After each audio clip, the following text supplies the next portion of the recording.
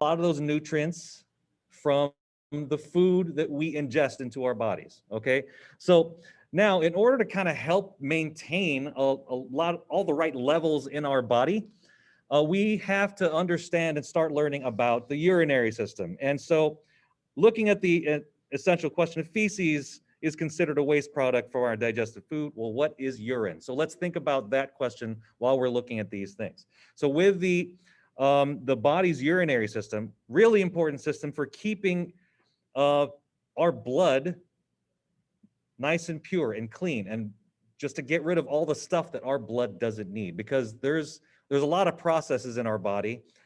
Everything that our body does in order to function creates waste. We use up all these nutrients, but we also create a lot of waste, and that waste is removed by the kidneys. But before we get to the structure and functions of the urinary system, let's talk about someone who studies and someone who made it a point to focus on this real important body system, the Mr. kidney. Monson, Yeah, I'm go ahead. so sorry to interrupt. I cannot record on my computer because I'm using Safari and I'm not a host. So I'm wondering if Mr. Austin could record you today. I already am. Okay, thank you. Thank Sorry. you, sir. Appreciate it. Awesome. So let's talk about, and again, I have the article right here for you if you are interested in, whoops, if you are in, what is that? I don't want that. All right. With this article, if you want to read a little more about Dr. Baylock, you can look at this article here. But just this is a quick synopsis of what Dr. Baylock does. She's a nephrologist, all right, and we're gonna learn more about this word nephrology in the coming days. But specifically, she's a doctor that specializes in diseases and conditions that affect the kidneys. She initially started school wanting to be a pediatrician, but after learning more about other disciplines in medicine, she switched her focus on becoming a kidney doctor. All right. And I've actually listened to a few podcasts on this. There are a lot of people that start off trying to do these things, like pediatricians, cardiac doctors, brain surgeons. They for some reason found that the kidneys were a lot more interesting than some of those other disciplines that she could have studied. She was originally from New York City, and she went to Boston University to study biology and psychology, and got her medical degree from Loyola University Chicago Stritch School of Medicine in Maywood. She now practices at Horizon Healthcare Associates in Flossmoor, around Chicago area, and she has privileges at University of Chicago Medicine Memorial Hospital. One of her main goals is to improve education with the African American community about kidney health. Because if you think about it, I mean, a lot of doctors in this field or in general are not African American. So many people in the African American community don't really have a lot of trust for doctors in general. They don't see doctors that look like them. And so she is making it a point to try to build that trust up within different communities in like all over, specifically in Chicago. Okay. And if we can think about it, who would you trust more? Someone that looks like you or someone that looks like someone else? A lot of people think that, well, we want to build trust in general. And how do we get that started? We got to get people to just trust doctors in general. And she's one of the few people fighting to make sure that that happens for everyone. Okay. And again, if you are interested in that article, you can take a look at it here as well. All right. So that's just your quick introduction to a nephrologist, Dr. Jamie Baylock. She still has a lot of articles out there, and she does a lot of great work in the Chicago area. So what does she study though? What does Dr. Baylock study? Well, she studies the urinary system, but we'll talk more about a specific part of the urinary system tomorrow. We are going to focus on the general anatomy of the urinary system today. So while we are doing this, I'm going to kind of write this in red. I'll make sure I have the right shaped pen. All right, we're good to go. So in your notes, what I'm going to do is we're going to talk about every single part of the urinary system, starting with the kidneys. These are these two bean-shaped organs that house a network of tubes and filters that do the work of filtering your blood and creating urine. If you are filling in the blank notes that I know maybe Mr. Austin and Ms. Klepper have provided to you, if you have blank notes to fill out, go ahead and follow along the best you can. If you need me to slow down, maybe let me know. Otherwise, you'll be able to follow these on the video later on. So in your diagram, you have two kidneys. This one is going to be the right kidney. This one is going to be the left kidney. Now, can someone tell me why Mr. Monzon doesn't know his left and his rights? Why do you think I put the right kidney and the left kidney in this order? Go ahead and put it in the chat or yell it out loud if you know.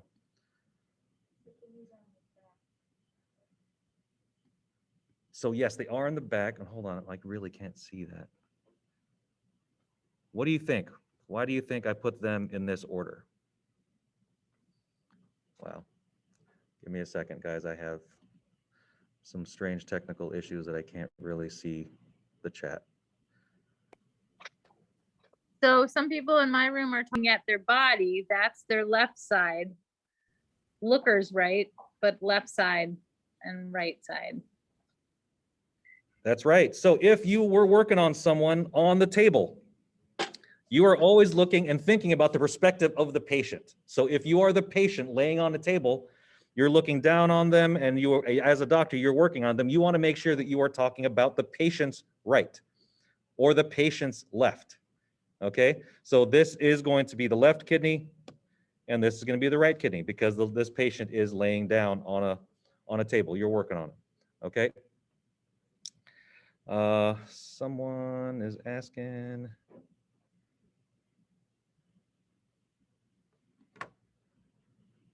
No.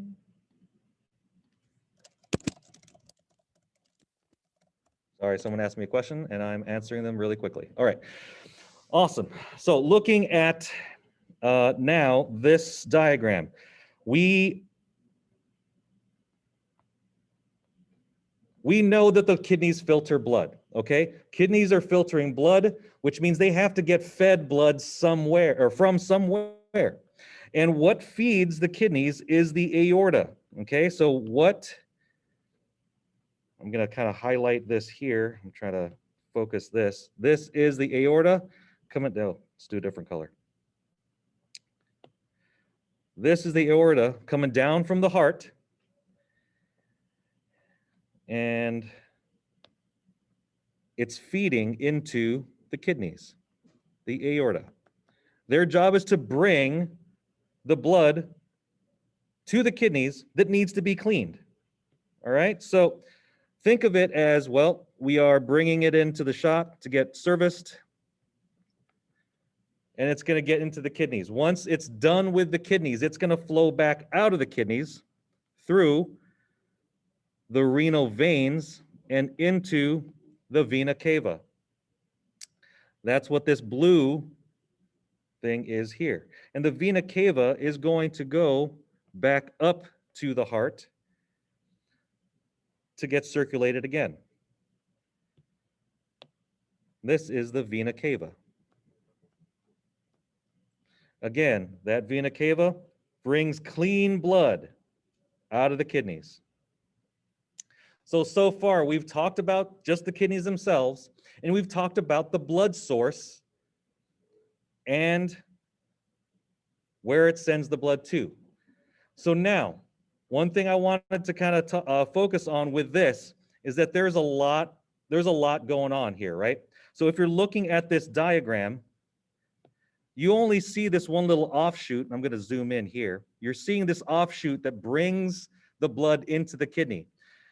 There's still a lot of blood heading down to the different parts of the body, going down to the lower parts of the body, to the legs here, okay? So think about how much blood is going to be filtered through the kidneys every single minute, every single hour, every single day. Okay? We're going to talk about that here shortly, but I want you to keep that in mind. Even though that the kidney is only flowing a little bit at a time, it's going to eventually filter out your entire quantity of blood pretty much every hour. All right, so every hour, your entire blood supply is going to be cleaned by your kidneys. All right, so keep that in mind while we're working on this. Once your kidneys are done doing their job, again, they're going to send a lot of this stuff back, all the cleaned blood back into the body systems. Yeah. Awesome. I like that. Jazai, I like that. It's like getting an oil change every hour. Yeah, that's a good point. It is like getting an oil change every hour. Good. So that's why it's amazing how the body can do this. The body is amazing. We are always constantly keeping our levels in check, and the kidneys are an important part of that. Now, when you're done filtering out what we need, well, we got to get rid of the stuff that we don't need. And the first things that we're going to talk about in that path out of the body is here in the ureter. It's this tube. If you're looking at this tube that's connecting this kidney down to this area here, this is a tube that carries urine from the kidneys to the bladder. Muscles in the ureters keep the urine moving toward the bladder. Okay? So now, we already know what this is because we just said it in the previous definition. This is going to be the bladder. This large organ is the bladder. Stores urine until release. Basically, once your bladder is full, it kind of stretches a bit, okay? Once you get to a point where your bladder can't fit any more urine, that's when your body starts telling you, hey, you got to let this go, all right? Let's just go to the bathroom. It can store up to 600 milliliters of urine. If you're thinking about how much that is, well, this cup right here, if we filled that up, that's about 600 milliliters of urine. It's quite a bit, okay? Your body is only, or can only hold so much urine. Your bladder can only hold so much urine. So once it stretches out, once it distends, nerves in your bladder are going to start sending signals to your brain saying, hey, it's time to let this go. So what happens with your bladder is that now it sends that urine out the urethra. Oops. And that is right down here. The urethra is a tube that allows the urine to flow out of the body now. Again, this is all waste that we don't need. There's no need for us to bring it back into the body, and we're done with it. The brain signals the bladder to contract. That means, and let me draw some little action arrows here for you. I'm going to draw that in black. It's going to signal the bladder to contract. All right, so it's going to press together at the bladder. Once you press at the bladder, your muscles are going to relax in the urethra and let that urine out. So this is an important thing to remember. Your bladder is going to contract and your sphincter muscles in the urethra are going to relax. It doesn't make sense if all of your muscles are going to contract because it's not going to go anywhere. So your body knows to send these signals to certain muscles in your body to let these things happen, okay? All right, and so one of the big ideas of why we are studying the kidneys and why we're studying the the urinary system, is that we have to keep our body in a state of homeostasis. And this is the idea that we kind of want to kind of impress upon you. Homeostasis is keeping your body in balance. Have you ever woken up and you just don't feel just like all right and all together? You ever just felt sick? When you're sick, there's something off, right? And your body knows it, okay? Your body knows it. So if some of your homeostatic functions in your body are off, if let's say you have a high temperature, what's going to happen to your body when you have a high temperature? What do? What happens when you have a high temperature? Or when your body gets too hot? What happens to you when your body gets too hot? Excellent. Thank you very much. And I see the in the chat, Josiah got it. You sweat. You sweat because your body knows that you have to get back to the right temperature. And what's our average temperature, guys? You guys remember? More or less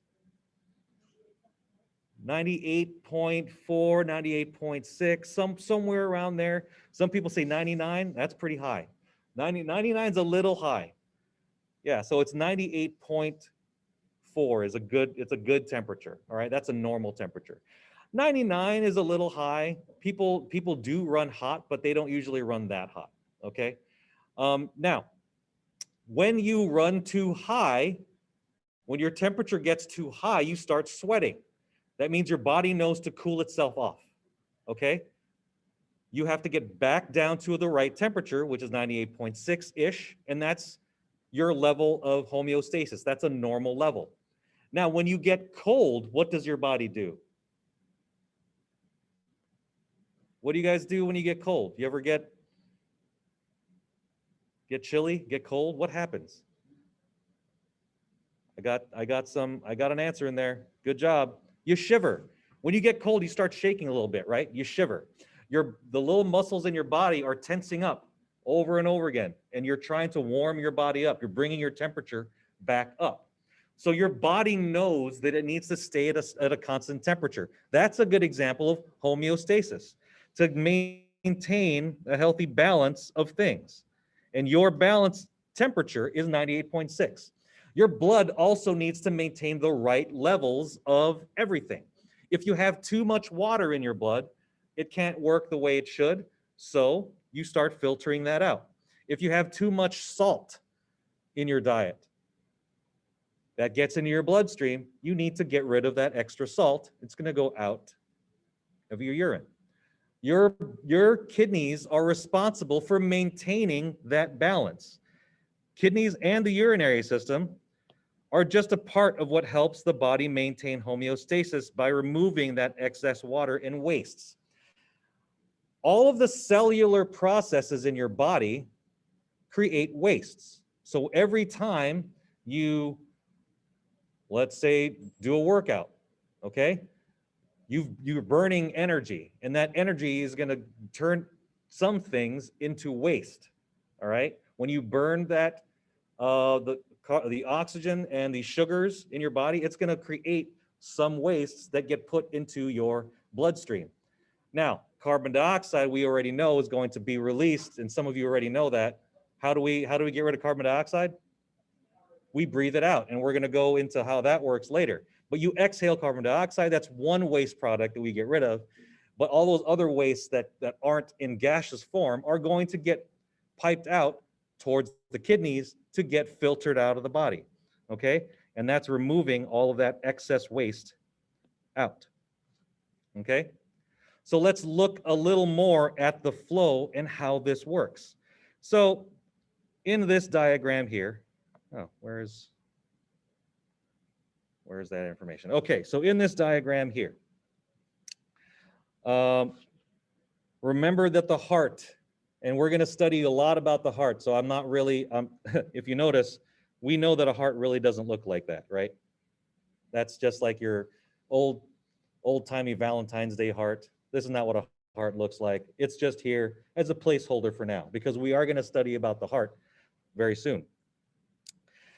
But when we're looking at these diagrams that we've talked about so far, let's say that we're looking at the aorta here. And the aorta is bringing all this blood, and we're calling it dirty blood, right? Your blood's not that dirty, but there are wastes that your body doesn't need. It's going to take it into the kidneys to get filtered. The filtration is going to happen in the kidneys. Whenever that filtration is done, it's going to bring clean blood or cleaned blood back to the vena cava and back into the heart. All right, so this cycle in between the heart and the kidneys is constantly moving. It's moving all the time, and I want to make sure that I have the right information. So I thought I copied that from here. Here it is. I'm going to bring this over. We're going to Mr. put this here. Monzo, Yeah. if students want to draw this picture, which I think would be a great idea, Yeah. they can add a page to their notes. And we kind of went through how to do that last hour. I don't know if you want to show them because I don't know if there's a place for this in their notes. There isn't a place for this in their notes, but we can add a page for them to draw this. Ms. Klepper, I accidentally did it yesterday. So can you run that? Yeah. So you click on the little pages diagram for you. It's in the lower right-hand corner. For most students, it's in the upper right corner.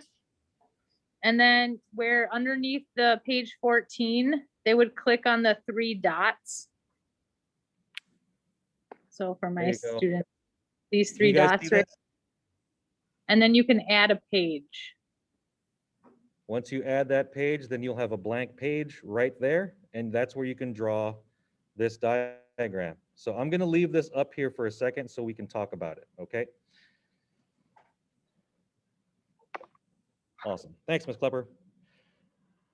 So like I was saying, the blood is being filtered constantly, okay? Every single minute, you are filtering 120 milliliters of blood per minute, 8 liters per hour.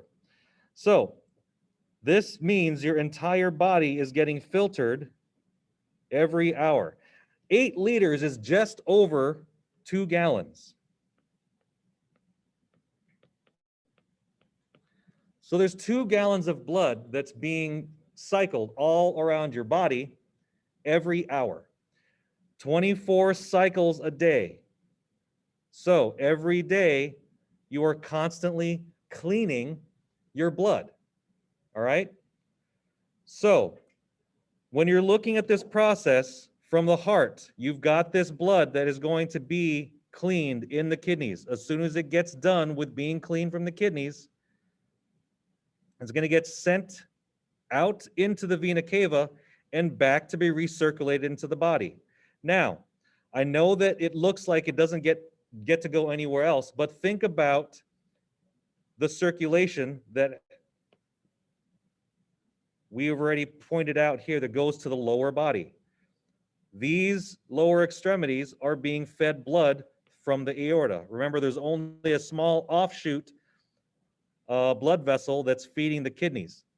It's constantly being cleaned all the time, every single day. Now, when people have bad kidneys, all right, I have a friend that had to go through dialysis and had to go through a kidney transplant. When you cannot do this job, when you cannot clean your blood, you start basically slowly poisoning yourself, okay? Because all of the wastes that are in your bloodstream, they are going to just kind of take over, and you can't get what you need from your blood. There's way too many toxins, there's way too many wastes, and that needs to get filtered out of your body somehow.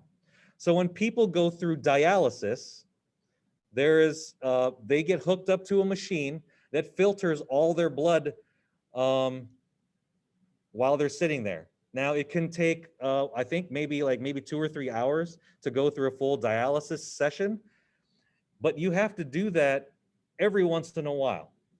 So maybe 3-4 times a week. So you're kind of going in there every other day, depending on your level of activity.